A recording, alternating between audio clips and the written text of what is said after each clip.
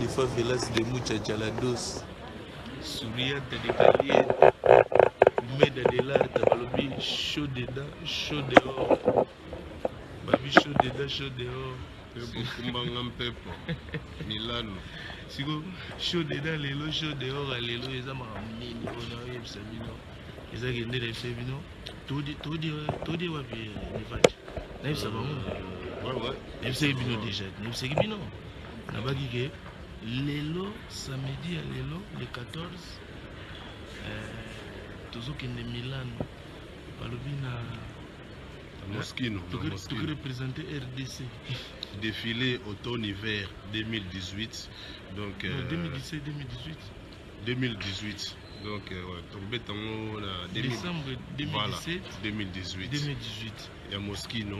Donc étant que Cyril qui est révolutionnaire à Moschino, qu'il y a un VIP. Donc j'étais invité par Ben Sengaï. Donc na Monique na Rokenga Morote. Il y a Monique avec police de la presse, Zouanga bien, Papa Rolls, Mopanzi Sango. Donc na qui représenté Congo. Il y a un Monique drapeau Congo. Donc binomo boza suba image tout ndenge makamote koleka. Donc ndé dans la partie Charles de Gaulle, tout un peu pour karaté tout ça. Donc ndé na FC bino ndé Cyril qui na ucholoba. Voici Charles de Gaulle. Pepo kumbanga pepo babi na kati ya Milano tokinomona ba via monta napoléonais le donc eza neti faubourg Saint-Honoré na bango place baligal tout ezalaka tokomeka su tomeka koexplike mpo bato ebele bakosaka bato mpona masolo ya Italie tomeka koexplike bazwa na ye mo police de la presse azwa baimage ameka kolakisa bino ndenge ni Italie yango mpe ezalelelaka na niveau ya baligal la négrite au chokota na ki makoto mpona comment on dit lumière on a mon ebeta biso contre jour lumière à moto et va déjà to pour ça ya to vendre la carré au la bicho dedans ya to vendre la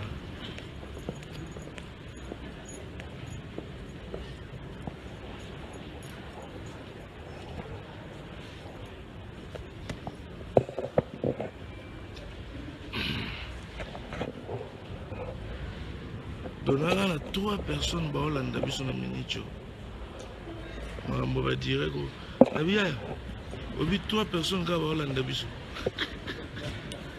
twana mundelendele ya uchoboka biso na aéroport c'est normal ya vana na misa chero tozwaka mpe bacomprendre kino toa mpena na masolo balobi masolo ya pepo kumbanga mpepo on dirait des favelas de muchachalados souriante de caliente. Ah, toi, on a déjà reçu Charles de Gaulle, ici c'est Paris. Poto, Bako Sarate. Donc, toi, on a reçu Charles de Gaulle avec Yemo Simori Mbango. Fou mon forme. Ndega na lobaki, au côté Italie. Toi, on a défilé. Tout le monde ndenge oleka. Et puis, tout bête un peu mon banquette. Pour Nana Simori Mbango. Il y a ce qu'on écoute à la pape. Non, il y a un sap intellectuel. Si, omoni biso to abe dictateur avant Cyril qui na uteki. To solo la ramba la mo. Cyril qui na uteki sasa donc moni azu ba diplôme na masola forme double diplôme donc biso to beta sap intellectuel la sap où ils ont éduqué masse. Yo sap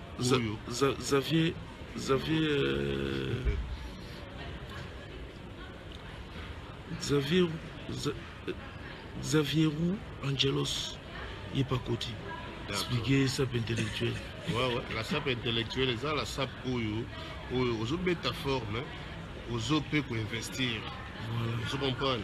Forme où ils ont éduqué génération ils ont pour biso le to éducateur à masse. Cyril qui n'a pas diplôme na masolo ya forme. Donc biso to robeta tout sapté oyo ezaka ke aux beta forme la forme mais aux raisonner futurité. Donc voilà, c'est ça la SAP intellectuelle. Yves Basolo oui papa aussi bon voyage. Ouais, bon voyage, voilà ça masolo kati.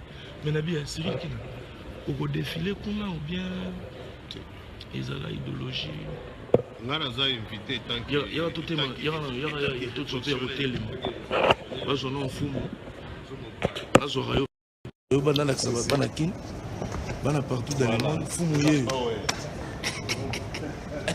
ça va on va dire ça pas ouais puissant on va que la moto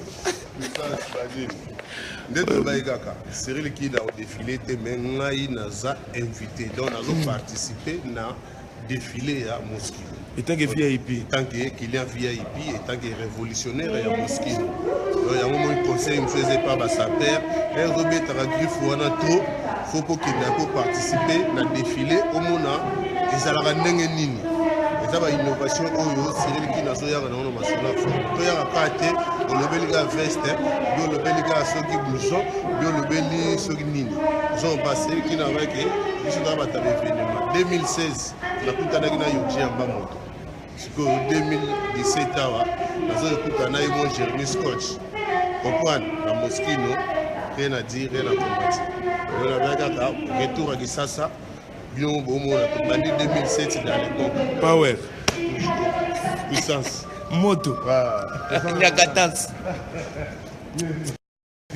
oui dans les bons délaissez votre émission Toto qui est à l'Italie Masola à l'Italie mais ici c'est Paris Bosalité batibele pe bakolanda biso baza dire que blanquisme makamu les gangsters alobaki na bosana te clam franchi bosanité Peter Kokopi danger Jimmy Malenga Claude de Vite le mystique vient dans la Roger Vem nazo bo nga ba VIP à Poto donc nazo belela biso déjà balobi via Napoléon Serge Mambu na bosanité Files bangoyi makila ba champion motema Véro mangoyi umela donc Marie kama malamu to pespe merci na la negrita ya uchoboka biso tout de suite ndele toujours dans les bons qui quoi poto bosanité